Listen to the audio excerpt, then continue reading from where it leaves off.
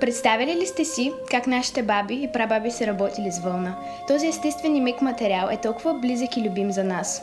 Повечето неща, които са се изработвали от вълна, са били ежедневни, но днес ни пречат на произведение на изкуството. Изключително релаксиращо изкуство.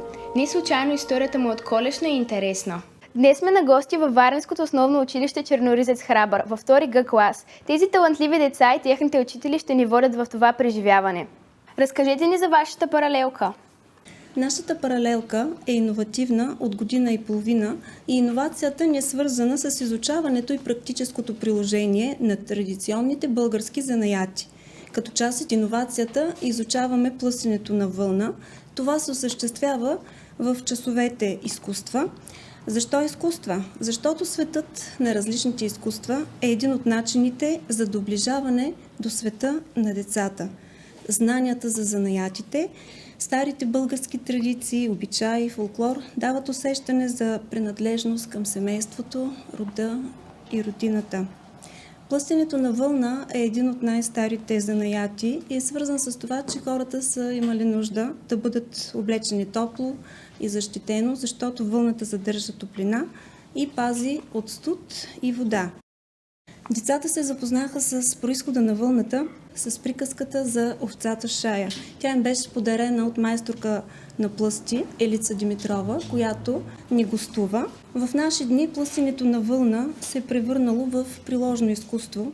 Всяка украса, която изработваме, е тематична и тя е свързана с сезона или с празника, който предстои. Правихме вълнени топчета за есенни листа, от които изработихме гирлянди, за коледния базар. Направихме вълнени играчки, украса на елха, коледни късмети от цветна вълна. От тази учебна година в фоето на нашето училище има направено дърво, което е повече от 2 метра. Направено е от вълна с помощта на наши приятели от ателие Орфей. В нашето училище има още една паралелка от тази година, която е иновативна. Занаятите сплотяват, учат ни на екипна работа, възпитават ни в труд. Децата развиват умения, креативност, творчество и усет към красивото, а това е един от начините да се изразяват. Защо избрахте точно тази иновация? В нея няма компютри и технологии. Не е ли по-скоро завръщане към традицията, урок по родолюбие? Ами така е. В наши дни все повече се гледа именно към технологиите. Иновациите на повечето училища са свързани именно с новите технологии. Децата още от малки умеят да работят с телефони, таблети, лаптопи много по-добре от родителите си в някои случаи. Но много са малко тези от тях, които познават занаятите, които познават традициите. Единици са тези, които знаят как се държи игла и какво могат да направят с нея. Именно в тези часове те научиха не само как да плъстят вълна, те научиха как да шият. Запознаха се с такането, също така като занаят. С децата от 2 Г клас посетихме тук в град Варна ателието на 2 майсторки такачки, които им показаха как изглежда истински голям стан. Показаха им как с прежда се изработват невероятни черги и килими и децата бяха наистина впечатлени от красотата, която създават двете майсторки. Ние имаме малки станчета, които са пригодени за работа на децата и с тяхна помощ те си изработиха и сами малки черги. Не изключваме напълно новите технологии в нашата иновация, тъй като технологиите са част от живота ни. Дори и становете преди са били големи, те видяха, заемали са почти една стая, един стан, а сега вече има мънички, в които можем ние да работим тук в училище. Затова е важно да познаваме миналото си и традициите, които има нашата страна. А сега да се обърнем към самите творци. Какво ще ни покажете днес? Днес ще ви покажем как се преработва мартеници и как се пресукват конци. Лесно ли се правят тези мартеници? Да. Има ли нещо трудно? Не.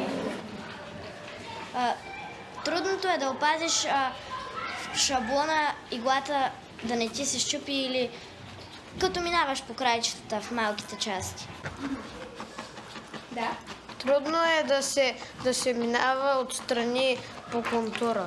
Харесва ли ви да работите с вълна? Да. На теб защо ти харесва да работиш с вълна? На мен ми харесва да работя с вълна, защото правим красиви неща и е интересно. И после си украсяваме стаята.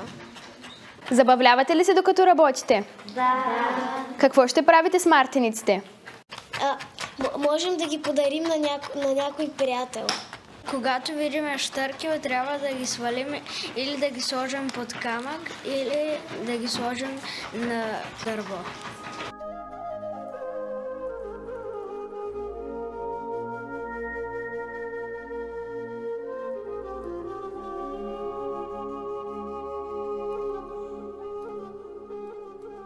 А кой пръв е направил мартенички? Баба Марта. Искате ли заедно да повикаме баба Марта да идва по-бързо, за да се стопли времето? Баба Марта, откъде ли? Как намери 100 къде ли? Как можа от къде ли? Направи куп модели. Казва, че има тя отмяна, внушка пъргава за смяна. Ден и нощ преди завързва, никой не подмина бърза.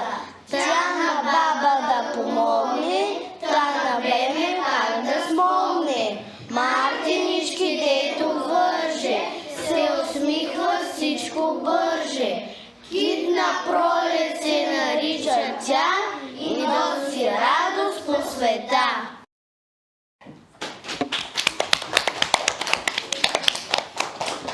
Психолози стигат до заключение, че децата, работещи с вълна, развиват своята личност и се отпускат. Сега вярвам, че старите занаяти не са изгубени, а смисъла на нашето училище е да съхраним историческата ни памет.